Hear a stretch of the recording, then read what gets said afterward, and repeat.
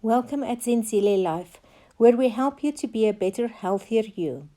I'm Dr. Rita van Rensburg, and today's topic is Sleep's 8-hour myth.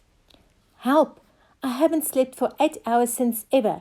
I cannot even remember when last I had a good night's sleep. I'm literally having the worst sleep of my life. I couldn't fall asleep for hours last night, and I've been up since 4 a.m. I'm not functioning and I'm falling apart. I can't focus. I'm anxious and I think it's affecting me socially too. It's making me a lot less happy with my life. Please give me a prescription for sleeping pills. I've heard this countless times from patients all over the whole lifespan, from the student to mum with a baby, from the stressed office worker to the elderly. For that matter, it happened a few times to me as well, sometimes even by choice. But sometimes, what keeps us up at night isn't entirely under our control. Anxiety about college applications, for example, or a car alarm that goes off in the middle of the night. Nobody knows why sleep is so important. We all sleep for around a third of our time on the planet. While it may seem like a huge waste of time for some people, it turns out that sleep is pretty important for many areas of health, as it is a reset for hormones, the immune system, and particularly for a healthy, functioning brain. There is a reason that only one night's sleep deprivation makes your brain stop working. Research suggests that our brain is doing very important housekeeping during sleep. Adequate sleep is necessary as it is the time for our brains to flush out the waste that builds up naturally through the day, as well as form strong memories. If you burn the midnight oil, experience insomnia, or just sleep poorly for a few nights, your brain's nightly routine is disrupted and you feel it in 3 different areas when you wake up. We know that reaction time slows down and we speak in a slow, monotonous way.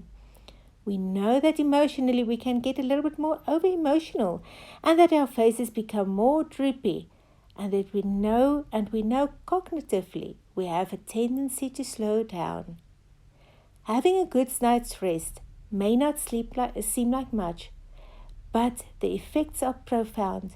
We have to remember that sleep is one of the things that happens in life to human form that allows for balance to occur. Sleep affects every organ system and every disease state, and we know that when our body is out of balance because of a lack of sleep, it doesn't react well. We also know that immune function starts to decrease markedly if you don't sleep well for extended periods of time. A great study out of the University of Chicago reported that when flu shots were given to people who were sleep deprived and people who weren't sleep deprived, then exposed to the flu virus, almost twice as many people who were sleep deprived got the flu. So being sleep deprived can have a pretty traumatic impact on our ability to fight disease. So what does a good night's sleep look like? Sleep is a very precise movement structure that you go through in your brain waves. And as you go through that, different things happen.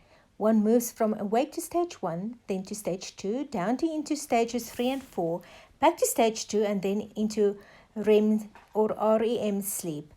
This is one cycle of sleep, and we have 5 of those during the night. But there is the interesting thing. All the cycles aren't the same. In the first part of the night during stage 3 and 4 sleep, called deep sleep, we get the repair body sleep, where growth hormone is emitted and all the cellular repair occurs. In the last third of the night, we get REM sleep, where mental restoration occurs. And how long is this cycle? Anywhere between 80 and 120 minutes, but on average 90 minutes. With the average person having 5 90-minute cycles, that equals 7.5 hours. So just looking at the pure structure of sleep alone, you probably only need 7.5 hours of sleep. This means that the 8 hours is a myth. However, some people's sleep structure cycle may take a little bit longer than 90 minutes, even 100 minutes, and then they may need 8 hours of sleep, or maybe it's shorter. Everybody's sleep need is a little bit different. For example, I'm a 6.5 to 7 hour girl, but I've got patients who might need 8, 8.5, and even 9 hours of sleep. And if they've got the amount of sleep that's good for me, they would be sleep deprived, whereas I would just be doing fine. What's interesting is that sleep cycles and sleep need change over time at different stages of our lives. Keep in mind that too much sleep, like too little sleep, is bad for you. This was a lengthy way of saying, no, dear patient, I will not give you a prescription for a sleeping pill without finding out the reason for not sleeping, as it will not help. In addition to be highly addictive, sleeping tablets don't give you the deep sleep or dreaming sleep that we need. And like alcohol, they only sedate us, and sedation is not sleep. It also blocks our REM sleep, an essential part of the sleep cycle. Even if it makes us feel like we've been asleep, we haven't been sleeping in the way that we need to, and so we'll still suffer from the same problems that insomnia causes. But you are right. Sleep deprivation is miserable. A poor night's sleep is the ultimate mood killer, and over time those bad moods add up. And people who regularly sleep poorly at night are far more likely to develop depression or severe anxiety. When we are sleep deprived, we are lonely, unhealthy, and anxious. Luckily, the best bridge between despair and hope is a good night of sleep. Sleep in the right dosage is a miracle drug with no side effects. However, the quality of your Z's is as important for you as the duration. So practice good sleep hygiene. Here are 5 helpful tips for a restorative night's sleep. 1. Sleep should be consistent no matter what. Go to bed and wake up at around the same time every day, even after a bad night's sleep or on the weekend. 2. Keep your bedroom cool, dark, and quiet. 3. Turn off electronics 30 to 60 minutes before bedtime. 4. Exercise regularly. If you lead a sedentary life and don't exercise on a regular basis, you are missing out on an excellent sleep remedy. 5. Greet the sun. Get out in the sun for 15 minutes each morning, and your internal body clock, the circadian rhythm, runs on a 24-hour schedule and functions best when you are exposed to a regular pattern of light and dark.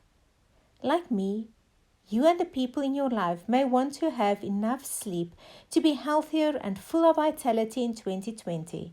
So we at Zenzile Life wish you many sweet dreams as well as a deep and healing sleep.